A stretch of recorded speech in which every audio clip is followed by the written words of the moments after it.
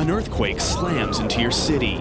It looked like a small nuclear device had been set off. Sir, there's a lot of people under this pit. What do? You wake up and you think, this didn't really happen.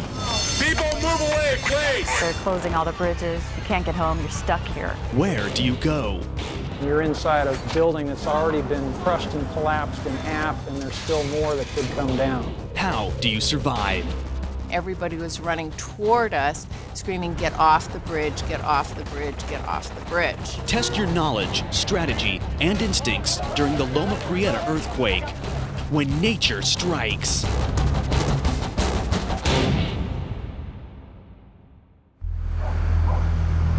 October 17, 1989. San Francisco, California. It's a hot and humid Tuesday afternoon. About 62,000 baseball fans pack Candlestick Park for the third game of the World Series. The mood in the stands was so high. Like everybody in the stands was rooting and happy and cheering. 5 p.m. 59 miles south. Deep under the Santa Cruz Mountains, pressure along the infamous San Andreas Fault builds. 5:04. The fault ruptures. Starting at a single point, the break tears along the fault plane at more than 5,000 miles per hour. Releasing enough force to lift the mountains, the shock waves spread out in a deadly ripple. Crashing into Santa Cruz, Watsonville, and shooting up the peninsula towards San Francisco. First pitch in about 12 minutes from right now. Let's go back out to Candlestick. Whoa, we're having a tremendous... Take. Hey, oh my God, we're having an earthquake. Wait a minute, hold on. Can you feel that? 911 emergency. Humongous earthquake.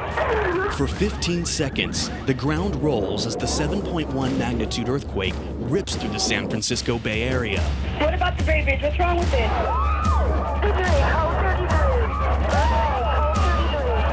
Get out of the building now. Everybody, get everybody out of the building. Somebody's stuck in the elevator. The advice we suffered a major earthquake. We just had a major earthquake. Major earthquake. We have damage. People are hurt. Can you go door to door?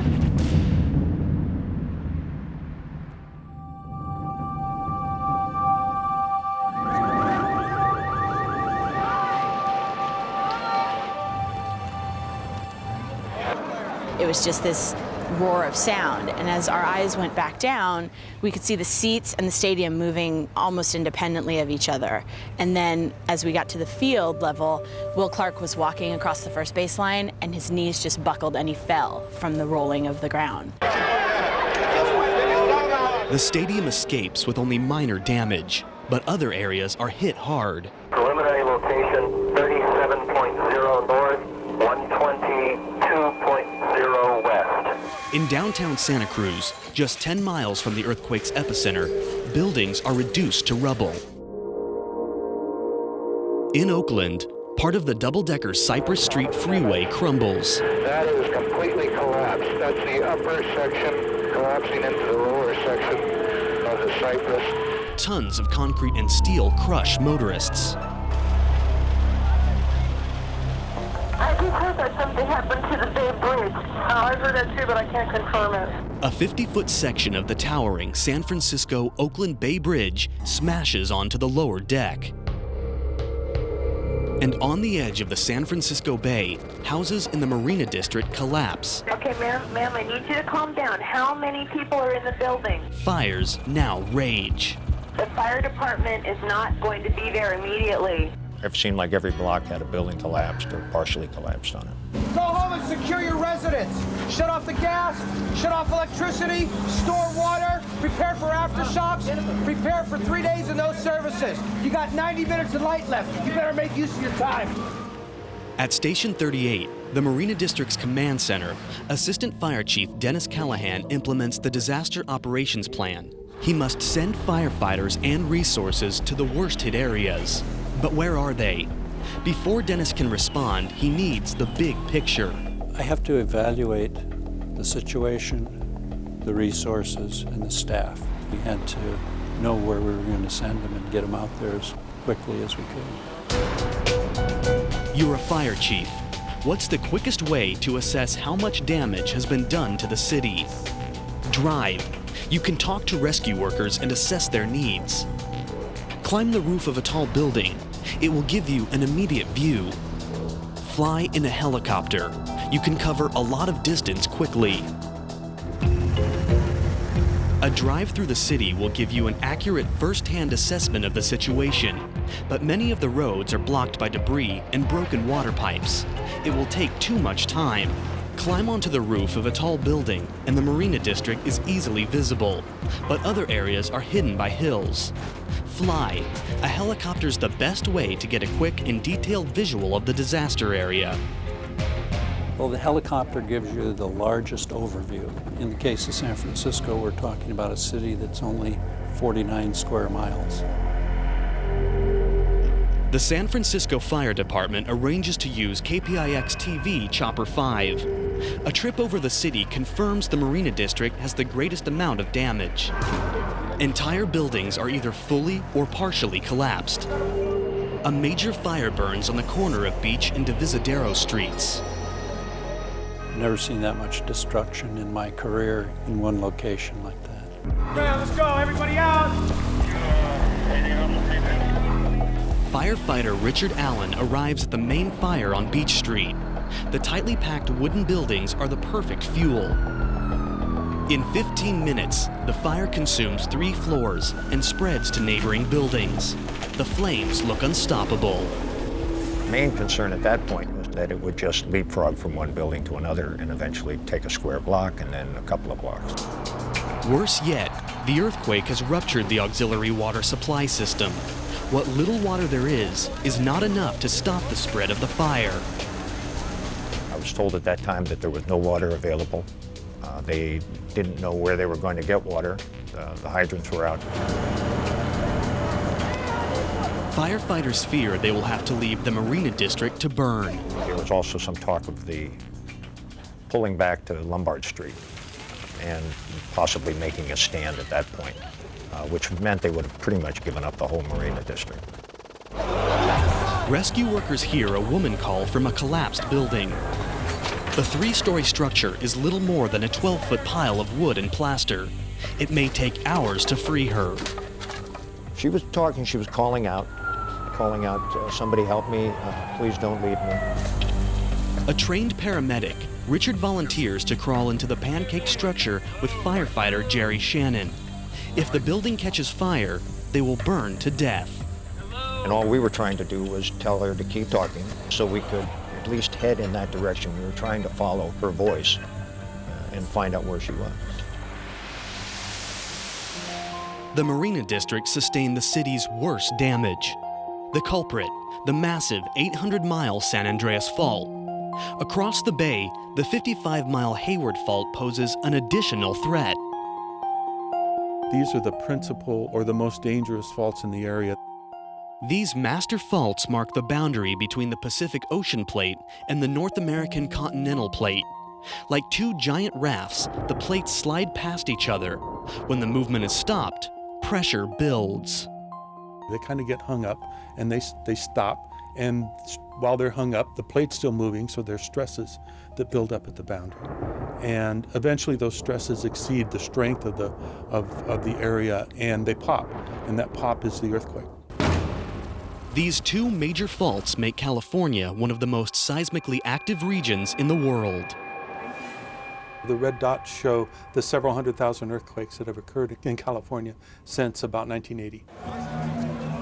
Most are little more than rumbles, 1 or 2 magnitude shakes. But at 7.1, the Loma Prieta earthquake is a major rupture. As the fault moves, and it moves fairly rapidly, it sends out waves, sound waves and shear waves, away from the fault as it moves, and that's experienced as the shaking from the earthquake. In the city of Oakland, the ground beneath the double-decker Cypress Street Freeway shakes.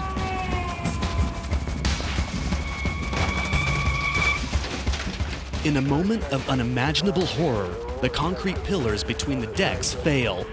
The top deck slams onto the deck below.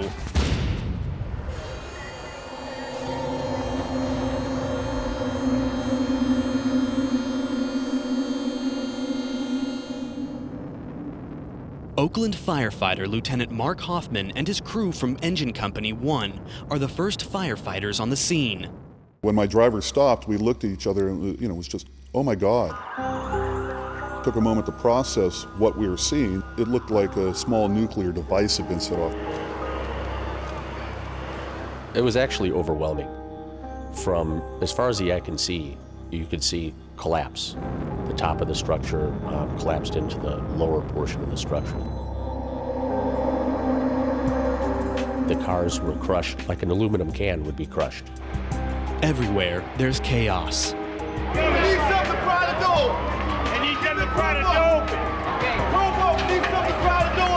Local residents try and help the wounded.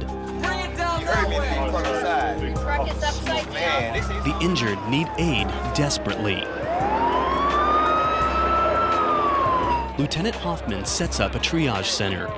He then climbs up the outside of the support columns and enters the gap between the decks. I really had to go through a kind of a gut check and do I really want to do this? In the 4-foot-high crawl space, cars burn. The air is thick with smoke. Mark can smell gasoline from ruptured fuel tanks. We can't do mass pants. You got to get the patients down first.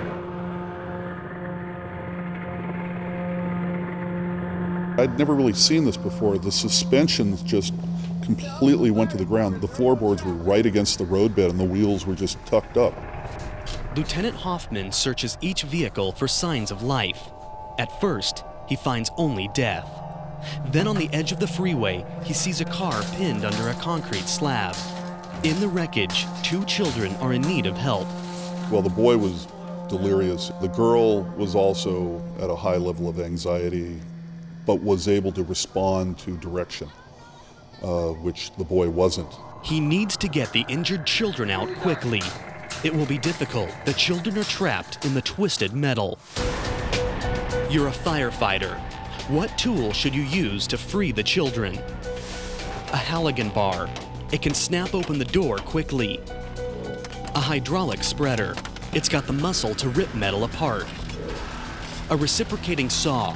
It's perfect for a precision cut. This is a tight space. A Halligan bar needs room to create leverage, and a reciprocating saw's metal teeth may produce a spark and ignite leaking gasoline. But a hydraulic spreader, also known as the Hearst tool or jaws of life, is safe and has the strength to tear the metal apart. The advantage to the Hearst tool is it's pneumatic, that in the environment we were in, there were gas tanks that had ruptured, there were people working close to each other. You don't really want to be generating heat, sparks. Firefighters can use the Hearst tool and cut through the car's back door. They pull the young girl from the wreckage, but her brother is still trapped. His leg is caught between the seats and pinned under the dashboard. Everything had been compressed to about 5 inches tall, including the engine block. I couldn't believe that this thing had compressed a cast iron motor, but just everything was crushed. Lieutenant Hoffman is afraid the boy will die before they can free him. I ordered a chainsaw to be brought up with the intention of possibly cutting this kid's leg off if he started to code on me or started to pass away. Next, to save a young boy's life, rescue workers face a tough decision. We couldn't do anything with the boy until we could get his leg.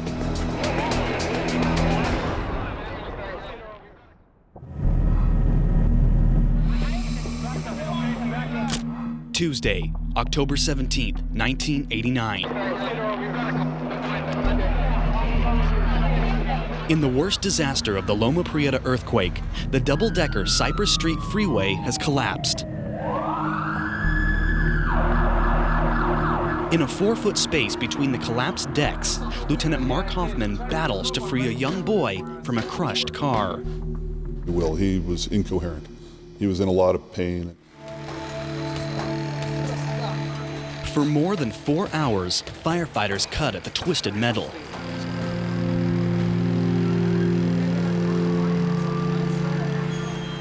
Once enough space is cleared, doctors examine the boy's leg. It's bad news. The boy's foot is still trapped by the dashboard, and his leg is badly damaged.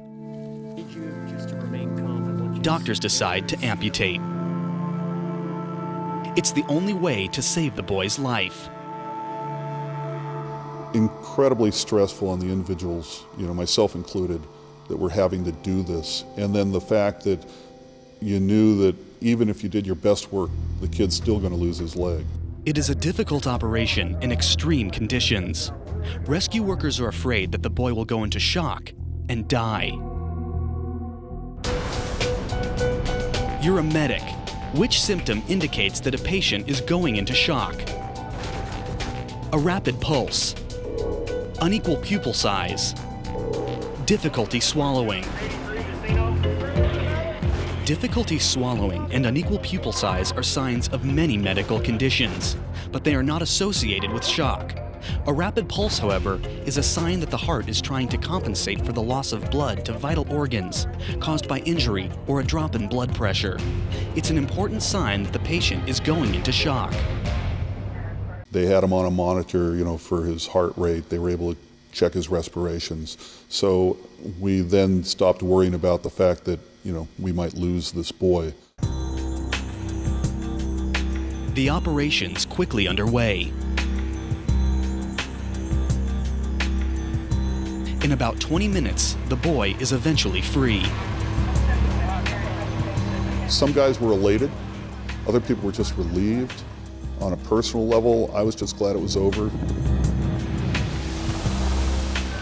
There's a gas leak. Let's go. Turn around and go that way. Back in the Marina District, on the edge of the San Francisco Bay, firefighters Richard Allen and Jerry Shannon are searching for a woman inside the collapsed building. They can hear her call for help, but they can't find her. It must be horrible to be trapped in a building, first of all, not know if anybody can even hear you. Then they hear you, and they're looking for you, but you wonder if they're ever going to find you.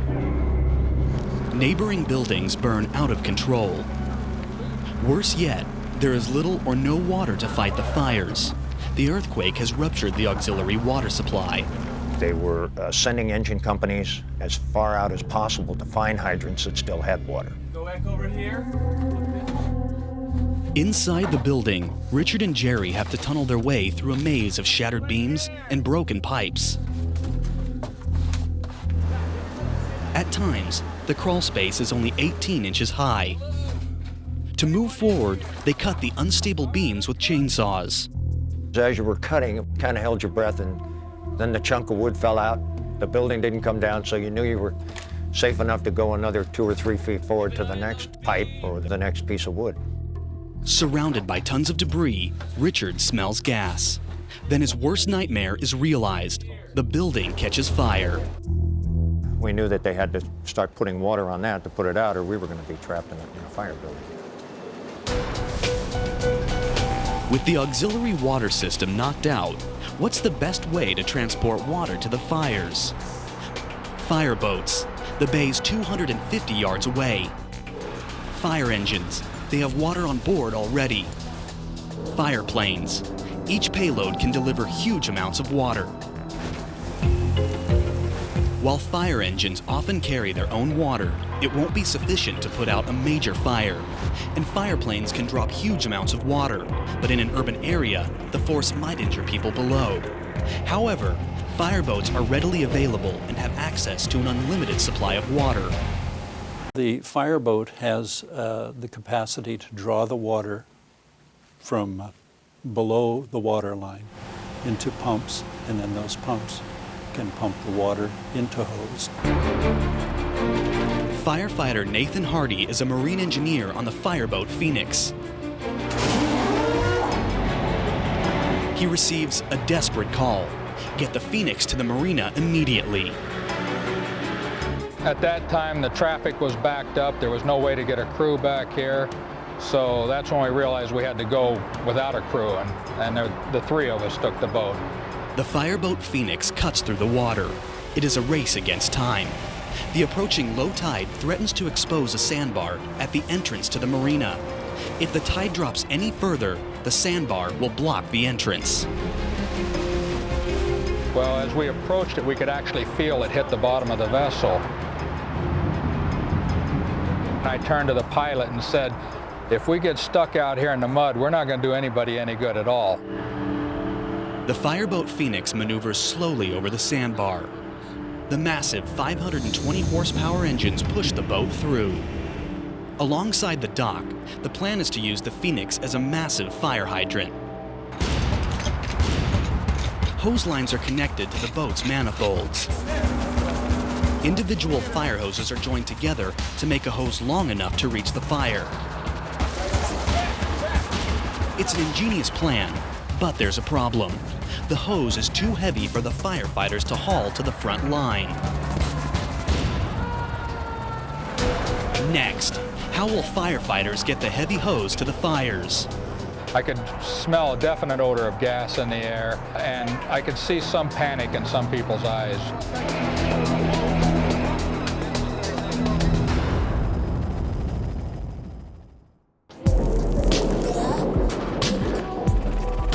In the aftermath of the 1989 Loma Prieta earthquake, the Fireboat Phoenix has arrived at the edge of the Marina District.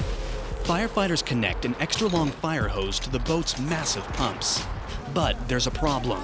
There are not enough firefighters to haul the heavy hose to the fires. The firefighter without water can't do a lot.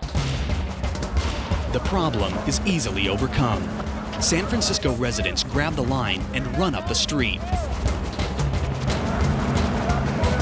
More and more people grabbed hold of it, and it just started to really go up the street in a hurry.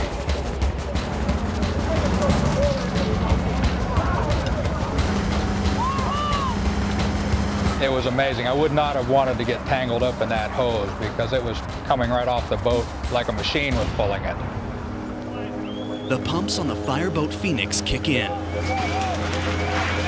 The 12-valve engines build up about 170 pounds of pressure, and the hose lines fill with water.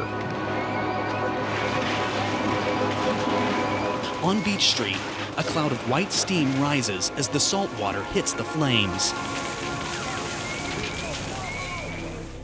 But for firefighters Richard Allen and Jerry Shannon, deep inside the remains of a collapsed building, the water can be as deadly as the flames.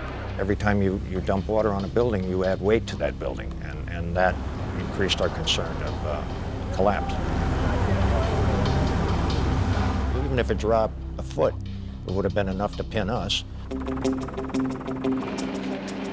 Firefighters find a delicate balance.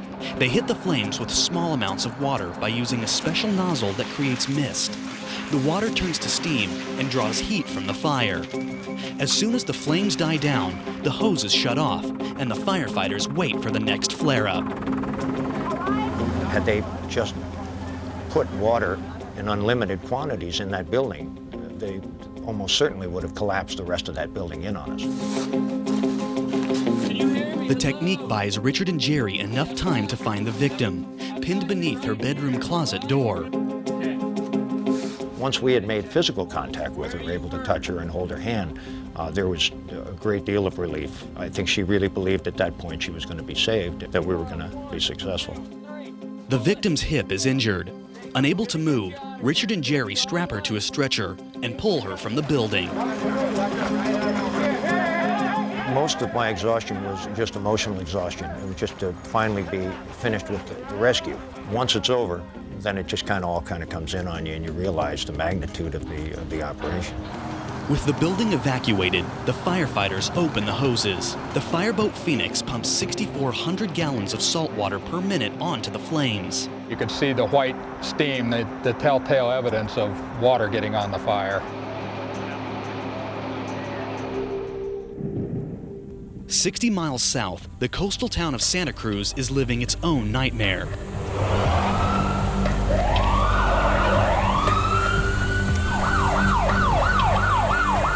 They just said it shook in San Francisco, all the way from San Francisco all the way down here. Just 10 miles from the earthquake's epicenter, the city receives the full force of the earthquake. The force was so strong, you couldn't get out of your chair. This has got to be the strongest one that has hit Santa Cruz. Built with unreinforced masonry, 1/3 of the historic downtown buildings rock on their foundations and crumble. We could see the mortars fall, the bricks roll. It looked to me like the downtown had died. There was a lot of debris and rubble. The downtown that you always had known no longer existed. It was just gone. Dan Coiro, photographer for the Santa Cruz Sentinel, is 1 block from Pacific Avenue, downtown's main street, when disaster strikes. He grabs his camera and heads for the destruction. I just kept going and just walking down the mall, shooting people with dazed looks. I saw a lot of people walking down the street crying. They could not handle it. They didn't know what happened.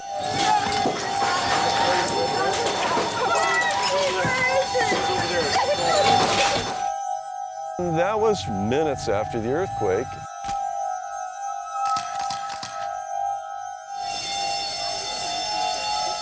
Most people flee the destruction. What floor were you on? But Dan notices a group running back into the remains of a building. The Ford's department store is little more than a pile of wood and plaster. Through the dust and debris, Dan sees people frantically digging for survivors. Nobody was saying much. They were just digging. All you could hear were the bricks clattering.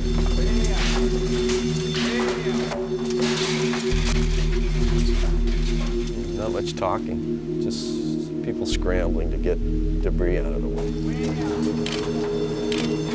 Dan photographs the search for 30 desperate minutes. Finally, Edith Dominguez is pulled from the rubble, and Dan captures the moment on camera.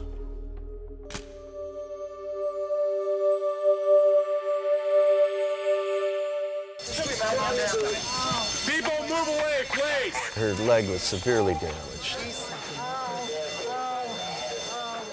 People just lifted her out of the rubble, brought her out to the street, and they put her in the back seat of a car and drove her to the hospital. You're in a shopping mall during an earthquake. Where's the best place to find shelter? In a corner. Corners are structurally sound. They tend to fail last. In the central courtyard, out in the open, you'll be safe from collapsing walls. Under an escalator, it'll protect you from falling debris. Courtyards are often covered by large sections of glass. During an earthquake, this could break and fall, causing injury to persons below. The top and bottom of an escalator can be pulled in opposite directions, leading to a dangerous collapse and injuring anyone beneath. However, in a corner, the walls tend to brace and strengthen each other, often creating a safe spot. You're surrounded with walls that are structural, they're bearing. You have a ridge line probably from the roof over you. So all those structural components combine to make a system that's actually strong. Meanwhile, back at the Cypress Street Freeway, another victim waits for rescue. I'm driving along and I feel like I have 4 flat tires, and then boom, something hits from above. This failure was very, very sudden, but it just sliced through the connection between the upper and lower deck. And it just slid outwards and then downwards, so the upper deck collapsed onto the lower deck. So it was very, very scary.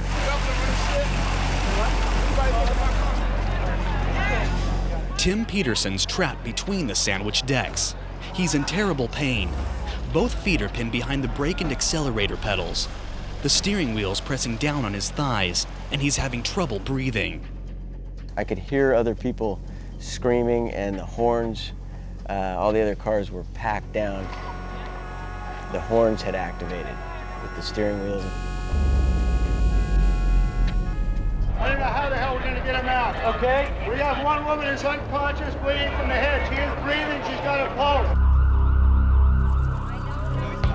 People would poke their head in, and then they would leave, because nobody wanted to be near it. So because the fear was it was going to fall again, and I guess there were aftershocks, and so it was still moving. Firefighters Victor Cuevas and Andy Papp are the first to climb between the decks. Tim's car is the closest to them. It was probably crushed down to maybe about 27 inches. I mean, if you can imagine stepping on a soda can, that's how these cars were completely crushed. Worse yet, the top deck continues to settle. When we first got there, the highway patrolman had a tape measure, and he had indicated to us that during the time he's been there, the freeway had come down 2.5, 3 inches. Rescue workers try to shore up the freeway with heavy timbers, but the wood cracks under the weight of 600 tons of concrete and steel. You hear the wood start to splinter because the weight of the freeway, and you're realizing that you have to hurry up, and it's going to come down to a certain point. We're still getting a series of aftershocks. Here comes another one. Oh my God. Aftershocks rattle the freeway. A big one could collapse the structure completely. Battalion commanders face a tough decision. Should they pull and order rescue workers out, or risk losing more lives by letting them remain? They call in engineers to assess the stability of the damaged structure. You're an engineer. What's the most important feature to inspect before you let rescue workers enter a building? Cracks. They show there's damage throughout the entire building caused by uneven movement. Sags. The overhead beams are bending or broken. The building could collapse from above. Bows. The bricks have moved out from the wall. The wall could give way at any moment. Cracks and bows are important signs that serious structural damage has been done to the building. However, it is unlikely that the building will collapse unless more weight is added or there is an aftershock. Sags, however, indicate that main support beams are dangerously compromised. The whole structure could come crashing down. Probably the most important thing is a sag or a lean in the building.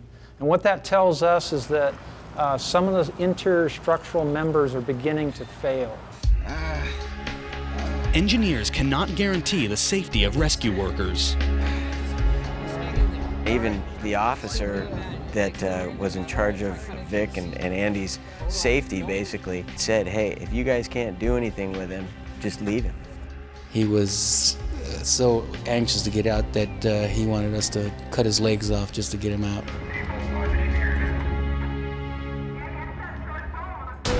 Next, the top deck continues to drop. It may be impossible to free Tim from the wreckage. We started tearing the stuffing and the springs out of the seat so that it can give him a little bit more room.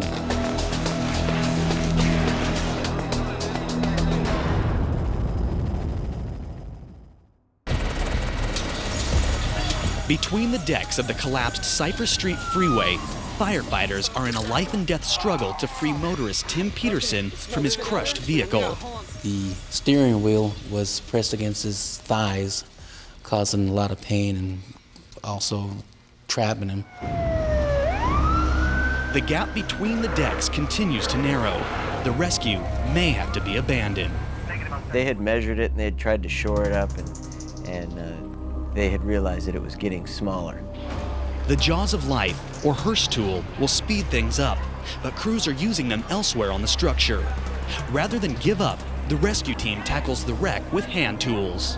Andy was able to cut the steering wheel completely off so that he can have a little bit more room.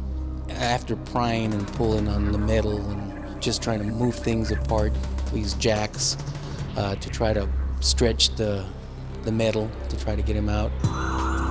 Finally, a fire truck from the neighboring city of Fremont arrives. They have the Jaws of Life. We were able to make a couple of cuts and a couple of pries here, and we were able to make enough room just to squeeze them out. Tim is rushed to the hospital. When we finally got him out, it was a sigh of relief for everybody. We were able to do our job, and we were able to get him out in one piece, and he was going to survive. 42 motorists die in the collapsed Cypress Street Freeway. It's a tragic reminder that in earthquake country, even the most impressive structures can fail. Just 2 miles away, the towering San Francisco Oakland Bay Bridge suffers a similar fate. Abby Malamed is on the bridge when the earthquake hits. My car began to shake. I mean, it was more than a little vibration. It was a shake, and it was rocking side to side. Ahead of her, Abby sees brake lights. 5 lanes of traffic come to a complete stop. All of a sudden, we saw all these people running toward us, screaming, "Get off the bridge, get off the bridge, get off the bridge."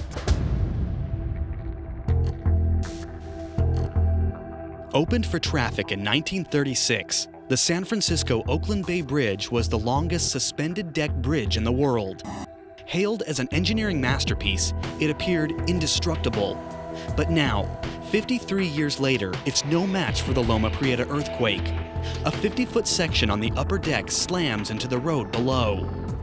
Truss structure in the middle, which is very, very stiff, and things that are stiff tend to attract more load, more force, and so what happened was that the deck structure actually broke away from this support, and then it pulled the next deck along with it, and then it fell off its support at its other end. Caught 191 feet above the San Francisco Bay, Abby grows frantic. Ahead, the bridge has collapsed, and aftershocks rumble through the structure. You're caught on the San Francisco Bay Bridge during an earthquake. What should you do? Stay put. The panicking crowds could injure you. Drive away. Get off the bridge as fast as possible. Abandon your car. You will be able to avoid major obstacles. Staying put in your car may make you feel safe, but aftershocks could cause the bridge to collapse. Driving away may seem like a good idea, but abandoned or crashed cars may block your escape. In this situation, your best bet is to abandon your car. What's going through my mind is, should I lock my car? Should I leave the keys in the car? What if the car needs to be moved? What if someone steals the car? I mean, totally irrational thoughts. The only way to escape or get off the bridge was obviously to run, walk, or crawl. 911 emergency. Yes, have you gotten word about the Bay Bridge? Abby decides to run for it. The upper deck appears to have collapsed during the earthquake. Hold on a second. I tried to keep as cool as I could because I figured I would be able to figure out where to go and how to get off the bridge quickly if I sort of kept my wits about me. Abby and the other motorists head for Yerba Buena Island, a small island in the San Francisco Bay, where the east and west spans of the Bay Bridge meet. I imagine some people would have felt as if they were trapped on the island, unable to get off, but frankly, I felt very safe. I figured, if it took days, a boat would come by if the bridge in fact was down. After a few hours, Abby Malamed's allowed back to her car and redirected off the bridge. Meanwhile, in the coastal town of Santa Cruz, residents continue to search for survivors in the ruins of the historic downtown. When we looked to the downtown area, Pacific Avenue area, we saw these, what turned out to be large dust columns rising from the areas where the unreinforced masonry buildings had collapsed. Masonry buildings aren't very good in earthquakes because they're very brittle structures. You might imagine that actually brick is quite strong, but the thing is the actual mortar in between that is very weak, so it tends to fail along the mortar lines. Firefighter Matt McCaslin arrives outside a collapsed coffee shop. He hears people are trapped inside. Matt enters the shattered building. We're going into a building and we know it that everybody's just run out of, and that sets the tone.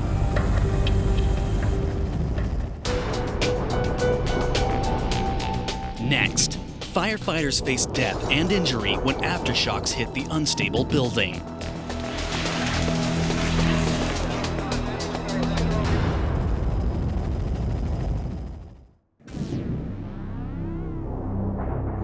In the devastation following the 1989 Loma Prieta earthquake, firefighter Matt McCaslin searches for survivors in the remains of a Santa Cruz building.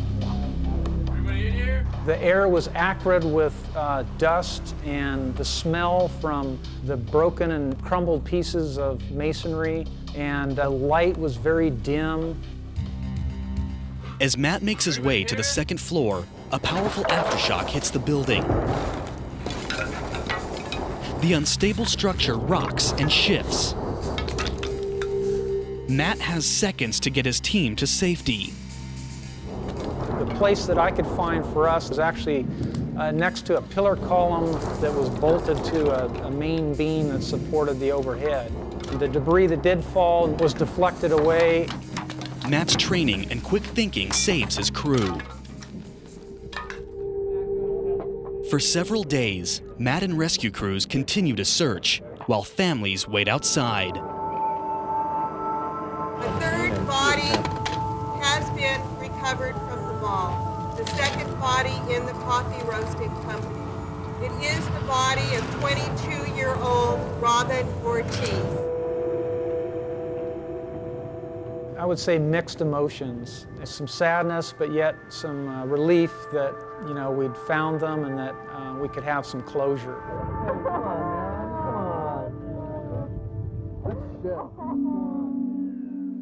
Changed the city drastically. For months and months and months, we were still trying to dig ourselves out of the rubble.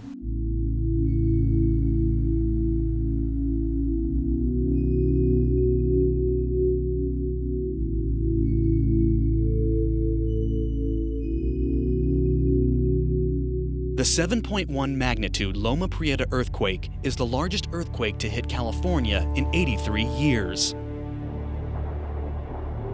63 people are dead.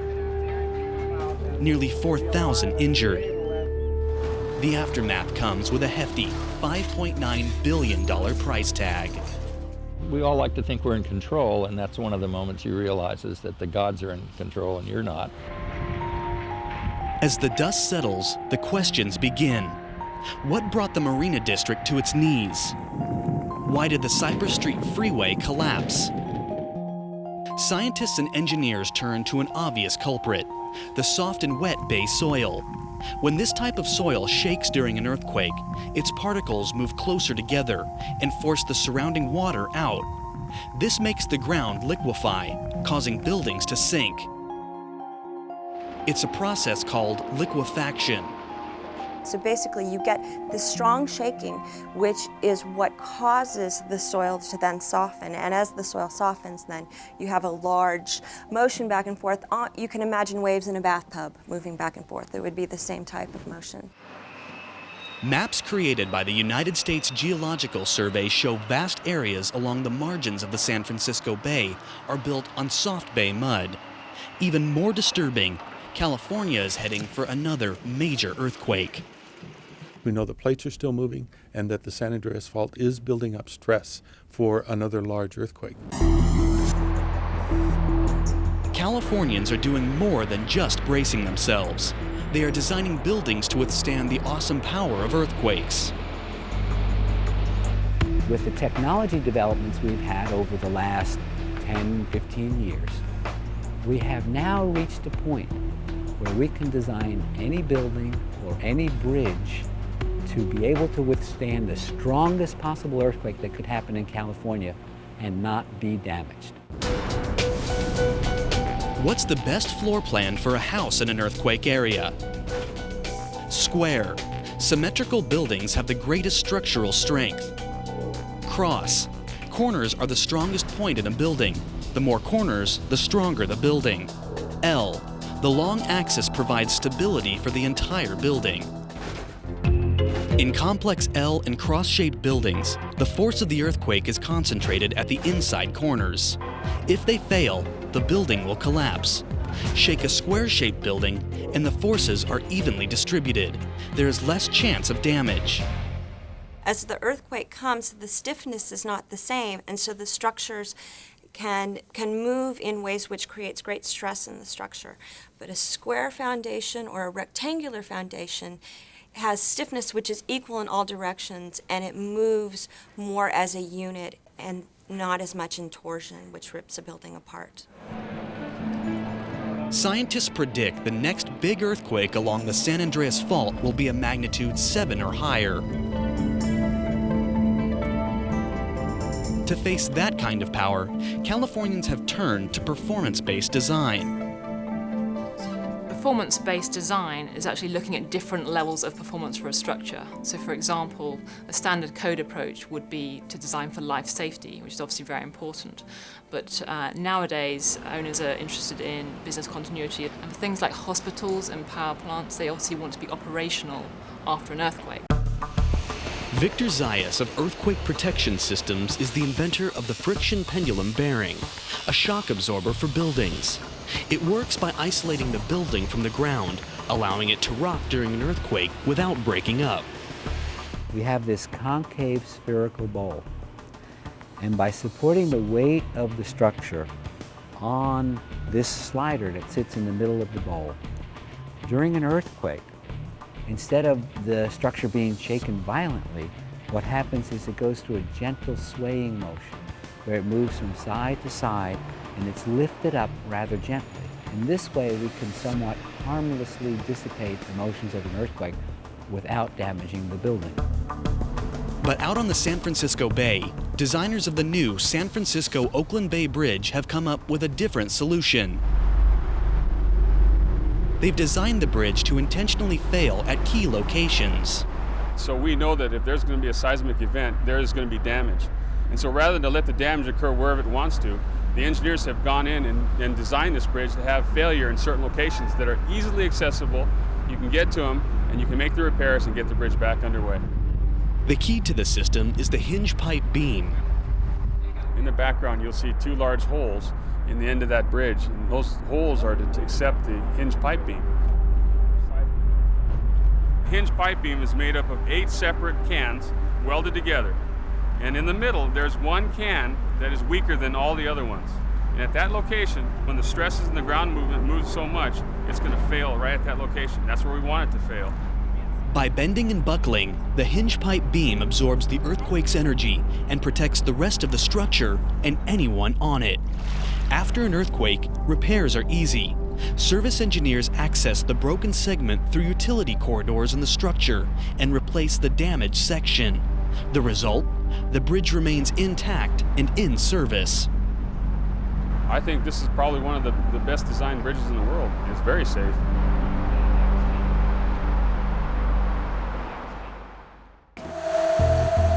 With innovations in building designs and construction, Californians are preparing for the next great earthquake. But for those who survived the 1989 earthquake, it is the courage of the individuals that is remembered. It was taking a unique person to want to crawl down in there and be a part of getting this person out. It took those type of guys to finally do that. That's why they're the heroes.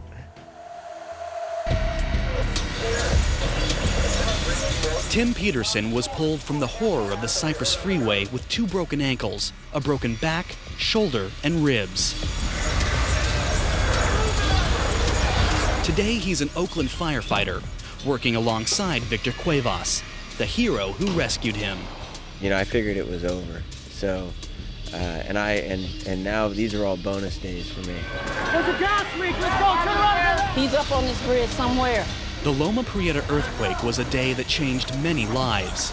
It was a day where ordinary citizens performed extraordinary deeds. I saw a man there in a business suit and another one in shorts and sandals. It was quite a cooperative effort there from everyone. I saw a whole bunch of civilians who, with no training and no experience in there, got up there and tried to help. That's heroism to me. Living with earthquakes will always be unpredictable and often deadly. We can study, monitor, and learn. We can even build to protect. But when the earth shakes and the ground rolls, those who face nature's power will have to make life or death decisions, choices that will forever change their lives.